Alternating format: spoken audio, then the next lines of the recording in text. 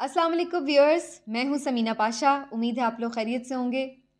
Viewers, आज के vlog में बात होगी कि किस तरह से ऑडियो मार्केट में जो आ रही हैं हर रोज़ नई नई, उसमें एक नई ऑडियो आज मार्केट में लॉन्च की गई थी जिसमें डॉक्टर यास्मीन राशिद साहिबा जो पीटीआई की सीनियर रहनुमा हैं, पंजाब की सदर हैं, वो गुफ्तगू कर रही हैं गुलाम महमूद डोगर साहब से जो कि सीसीपीओ लाहौर हैं।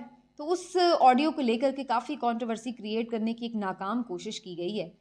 लेकिन क्या वाकई वो कोई कंट्रोवर्शियल ऑडियो थी? क्या था उस ऑडियो में? और उसके बाद सुप्रीम कोर्ट में एक अहम इजलास इस सिलसिले में क्यों मुनक़िद हुआ? इसके ऊपर बात करेंगे। और थोड़ा सा बात करेंगे कि मरीम नवाज़ साहिबा जो कि थोड़ी लाताल्लुक़ नज़र आ रही हैं इस हुकूमत से या बनने की कोशिश कर रही हैं, तो क्या वाकई उनका ये एक नया जो रूप है या नई जो चाल है या नया जो इनका नैरेटिव में एक ट्विस्ट है कि जनाब अपने आप को डिस्टेंस करके और ये साबित कर दो कि जनाब मैं तो अवाम के साथ हूँ, ये तो मेरी हुकूमत ही नहीं है। तो ये क्या जो इनका नया चालाकी है, ये क्या लोग नहीं समझ सकेंगे और क्या वाकई ये नैरेटिव उनका बिक जाएगा? इसके ऊपर भी आज की वीलॉग में बात करेंगे। लेकिन पहले आपसे रिक्वेस्ट है कि चैनल को कर लें सब्सक्राइब और वीडियो को लाइक और शेयर भी किया करें और अपने दोस्तों, रिश्तेदारों और अहबाब में इस चैनल से मुतालिक बताएं भी।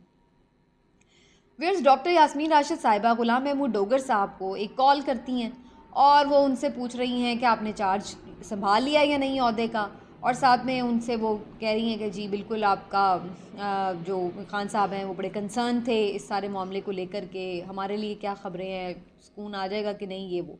तो इस टाइप की वो कुछ उनसे गुफ्तगू कर रही हैं जिस पे वो भी कह रहे हैं अल्लाह खैर करेगा, ये वो। और बाकी उन्होंने कहा कि हाँ बस ऑर्डर मिलते ही चार्ज संभाल लूँगा वगैरह। गुलाम महमूद डोगर साहब को भी हाल ही में सुप्रीम कोर्ट ऑफ पाकिस्तान ने बहाल किया है। उनको ट्रांसफ़र कर दिया गया था इलेक्शन कमीशन की जानिब से, और इस पे ज़ाहिर आइनी और कानूनी तौर पर कुछ रिस्ट्रिक्शंस हैं कि कितने तकर्रुर और तबादले किस अंदाज से हो सकते हैं। निगरान हुकूमत के पास इतनी पावर्स नहीं है कि जिसको जब चाहे उठा के इधर उधर करती फिरे।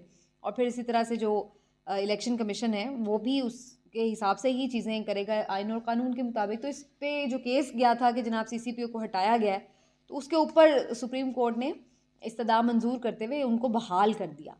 अब मैं थोड़ा सा ये ज़रूर आपको बता दूं कि ये गुलाम महमूद डोगर साहब बड़े कॉम्पिटेंट ऑफिसर हैं, और जब से ये यहाँ से गए थे, रिमूव किए गए थे, तो उसके बाद से यहाँ पर सूरत हाल काफ़ी ख़राब हुई।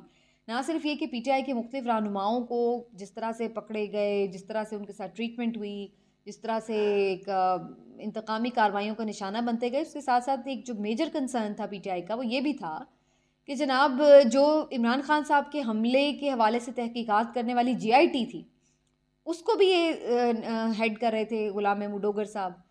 तो जब इनको हटाया गया, पूरी जीआईटी टूट गई, और फिर जो रिकॉर्ड था उसका तहकीकाती कमेटी का वो भी सारा गायब हो गया एंटी करप्शन के महकमे से। तो उसके बाद से बड़ी तशवीश थी कि जनाब ये हो क्या रहा है। जब से एक बंदे को हटाया गया उसके बाद से चीज़ें बिल्कुल उनके लिए अक्सर उलट होना शुरू हो गई। तो इस बात पर ज़ाहिर है उनके कंसर्न्स थे।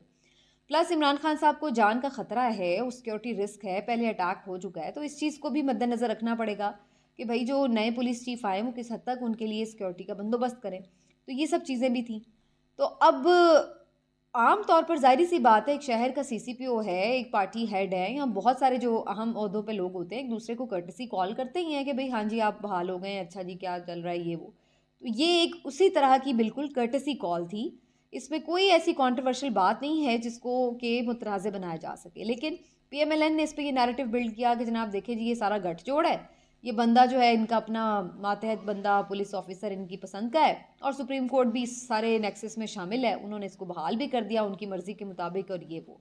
तो ये उन्होंने उसमें नैरेटिव निकालने की कोशिश की जो कि बुरी तरह नाकाम लग रही है, क्योंकि उसमें कहीं पर भी इस किस्म की कोई तासुर नहीं आ रहा। ये कर्टसी कॉल कह सकते हैं आपके, जैसे आप कोई चार्ज बंदा संभालता है तो उसको कहते हैं कि जनाब और सब ठीक ठाक है, चलें भाई ठीक है, ज़रा सिक्योरिटी कंसर्न्स भी हैं, इनको भी देख लें वगैरह। तो इस टाइप की वो एक कॉल लगी। लेकिन बहरहाल इसके ऊपर काफ़ी खेलने की कोशिश की गई, लेकिन उस तरह से बात बनी नहीं। और बात इसलिए भी नहीं बन रही क्योंकि पीएमएलएन जो है वो जो भी नैरेटिव लेके मार्केट में आ रही है, मैं बार बार ये बात कह रही हूँ कि बेसिकली वो हालात से मुताबिकत नहीं रखता, इसलिए लोगों में पजीराई हासिल करने में नाकाम है। चाहे वो किसी भी हवाले से नैरेटिव हो, अगर वो वोट को इज्जत दो का बयानिया दोबारा बेचने की कोशिश करते हैं तो लोग कहेंगे कि जनाब आपने फिर क्यों नहीं दूसरे के वोट को इज्जत दी, फिर उसको भी पूरा टाइम करने देते, आप क्यों बीच में कूद पड़े इस्टेब्लिशमेंट की मदद के साथ।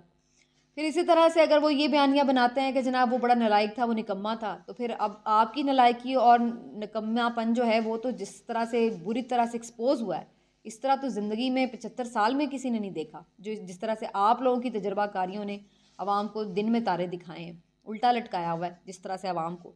तो वो भी एक नैरेटिव जो है वो बिल्कुल फ्लॉप हो गया इनका, कि जो इन्होंने बिल्ड किया था खान साहब के अगेंस्ट के जी ये नालायक है ना अहल हैं। तो अब आपकी तजर्बाकारी और आपकी लायकी वो भी दुनिया ने देख ली, डिफ़ॉल्ट करा दिया आपने बैठे बिठाए मुल्क को।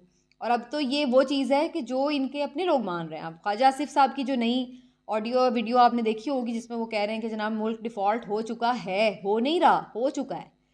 तो इनके नैरेटिव्स का अब ये फोहड़पन है, इतने कमज़ोर नैरेटिव्स हैं कि इनके अपने लोग within the party accept नहीं कर रहे। तो इस तरह के कमज़ोर बयानिए जो आपके अपने लोग एक्सेप्ट नहीं कर रहे, जो अपने लोग आपके नहीं बेच सकते, वो आप लोगों से ही एक्सपेक्ट कर रहे हैं कि अवाम वो ख़रीद लेगी आपका बयानिया। तो ये तो आपकी सरासर बेवकूफ़ी, और कोई अहमकों की जन्नत में ही होगा तो वैसा सोचेगा। मतलब मेहताब अब्बासी से लेके, शाहिद खान अब्बासी से लेके, मिफ्ता इस्माइल से लेके अब ख्वाजा आसिफ तक, ये सब लोग भी बोल रहे हैं कि भाई माफ़ कर दो, ये चीज़ें नहीं अब चल रही हैं आप लोगों की। तो ये आपने डिफ़ॉल्ट मुल्क को करा दिया है, और ऊपर से आप साबित ये करने पे तुले हुए हैं कि जी खान निकम्मा था, खान नाअहल था। तो भाई आप 1 साल होने वाला है आपको आए हुए, आप कितने कामयाब रहे हैं इस मामले में, इसका अंदाज़ा तो अब सबको हो चुका है। आपकी काबिलियत के भरम तो सारे खुल गए हैं। तो अब ये नैरेटिव भी मरियम का नहीं बिक रहा, और अब वो नया मैं नैरेटिव लेके ये आ गई कि ये तो मेरी हुकूमत ही नहीं है, यानी कि अगर ये हुकूमत कुछ कर नहीं पा रही तो मेरा तो कोई जिम्मेदारी नहीं है, मेरा तो कोई ओहदा भी नहीं है इस हुकूमत में, मैं तो इस हुकूमत को मानती नहीं कि ये हमारी हुकूमत है। यानी कि ये लाजवाब किस्म का बयानिया, पता नहीं इनको कौन मशवरे दे रहा है। मैं तो हैरान हूँ। लोग कहते थे जी बड़ी ज़हीन है मरियम नवाज़ साहिबा, बड़ी शातिर हैं, लेकिन इतने बेवकूफ़ाना बयानिए लेके मार्केट में आ रही हैं कि मुझे तो शक हो रहा है उनकी जहानत और काबिलियत पर। अब वो क्या मतलब, आप लोगों को क्या इतना बेवकूफ़ समझते हैं कि आप कहेंगे कि जी ये मेरी हुकूमत नहीं, और लोग कहेंगे वाकई जी ये मरियम की हुकूमत नहीं है। क्या लोग ये भूल गए हैं कि किस तरह से आप यहाँ पर ऑर्डर्स करती फिर रही थी? वो ऑडियो लीक्स जो आपकी आई थी, सेहत कार्ड बंद कर दें, पेट्रोल के प्राइस ये कर दें, इंपोर्ट बढ़ा दें, एक्सपोर्ट जो वो कुत्तों की खुराक है वो मंगवा लें, मिफ्ता ये कर दो, मिफ्ता वो कर दो, वो जो ट्वीट्स हैं आपके ऑन रिकॉर्ड हैं, मिफ्ता ये कर दो, मिफ्ता वो कर दो, वो क्या आप किस हैसियत से हुक्म चला रही थी? लोग क्या ये भूल गए हैं कि आप किस तरह से एक सरकारी प्रोटोकॉल इंजॉय कर रही हैं? लोग क्या ये भूल गए हैं कि किस तरह से आपको हर जगह आने जाने के लिए एक पूरा आपको सरकारी एहतमाम मिलता है? क्या ये लोग ये भूल गए हैं कि किस तरह से इस हुकूमत के आने के बाद आप दनदनाती हुई, किस तरह से कह के मुस्कुराहटें बिखेरती हुई आप मरियम नवाज़ साहिबा तशरीफ़ लाई थी वज़ीर आज़म हाउस में? तो वो आप क्या सैर करने गई थी? और वो जो मिठाइयाँ आप खिला रही थी अपने चचा को और ख़ुद भी खा रही थी, वो जो लड्डू खा रही थी आप, वो किस बात के लड्डू थे? अगर आपकी ये हुकूमत नहीं मिली थी तो फिर आप क्यों खुश हो रही थी? किस लिए आप वज़ीर आज़म हाउस गई थी? क्या वो खान साहब क्या उस वक्त दौर चल रहा था जिस वक्त आप वज़ीर आज़म हाउस गई थी? तो किसको आप बेवकूफ़ बना रहे हैं इस किस्म की बातें करके? सारे हुक्म आपके चल रहे हैं, सारे केसेस में रिलीफ आपको मिल रहे हैं, सारे प्रोटोकॉल आप इंजॉय कर रही हैं, फैसले सीधे सीधे आप कर रही होती हैं, और आके आप आवाम को बेवकूफ़ बनाती हैं कि जनाब मेरी हुकूमत ही नहीं है, मेरी हुकूमत तो हो तब होगी जब नवाज शरीफ की हुकूमत होगी। तो ये जो ढकोसले हैं ये बंद करें। सबको पता है कि आप सब एक पेज पे हैं। ये हुकूमत जो आप लोगों ने बनाई और इमरान खान की हुकूमत गिराई, इसमें नवाज शरीफ साहब, शहबाज शरीफ साहब, जरदारी साहब सब एक पेज पर थे, आप भी।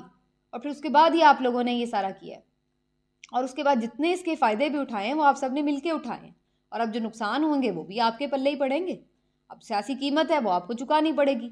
अगर आप ये सोच रहे हैं कि आप फ़ायदे तो उठा लेंगे, मीठा मीठा हप हप कर लेंगे, और जब कड़वे की बारी आएगी तो आप थू थू करते फिरेंगे इधर उधर, ये जो उसकी हुकूमत है, ये फ़लाँ की हुकूमत है। तो ये अब आपके जो चूरन है ये बिकने वाले नहीं हैं, ना ये मंजन आपके बिकेंगे। लोग बहुत अवेयर हैं और उन्हें सब पता है कि क्या हो रहा है, किस तरह से किसके कंधों पे बैठ के आप लोग किसकी गोद में चढ़ के आए हैं, सबको सब पता है। तो इसलिए अगर ये आप बेवकूफ़ बनाएं कि जी आपने बड़ा कोई तीर मारा है वापस आकर और अब जी ये आपकी हुकूमत नहीं है, तो ये आपकी गलतफहमी है। हुकूमत भी आपकी है और इसके साथ जितने लवाजमात हैं वो सब आपके साथ ही हैं इस वक्त। तो ये मरीम नवाज़ साहिबा का बयानिया जो है, ये उनके अपने पार्टी लोग जो हैं वो नहीं एक्सेप्ट कर रहे, तो आवाम भी एक्सेप्ट करने के लिए तैयार नहीं है। बल्कि शेख रशीद साहब ने तो इससे बढ़कर एक बड़ी इंटरेस्टिंग बात की। उन्होंने कहा भाई आपका बयानिया तो आपका बंदा नहीं कबूल करा, तो बाकी लोग क्या कबूल करेंगे? आपके घर में आपके बयानिए की कोई अहमियत नहीं है, आप घर के बंदे को कायल नहीं कर सकें, तो आप दुनिया को कहाँ कायल करने चली हैं? तो ये सारी बातें अगर कोई समझता है कि वो कोई अल्फाज के चुनाव कर कर के और पक्के से मुंह बना के एक्टिंग करके और बड़े कोई चबा चबा के अल्फाज को अपने बयानिए में वज़न डाल सकता है, तो ये उसकी भूल है। असल चीज़ यही है कि जो हक़ है वो हक़ है, और जो बात हालात से मुताबिकत रखती है वही है, और जो नीयत का हाल है वही आपके ज़ुबान में असर देता है। असल चीज़ ये है जिससे इस वक्त आप आ रही हैं। मिलते हैं अगले वीलॉग में, अपना ख्याल रखिए। अल्लाह।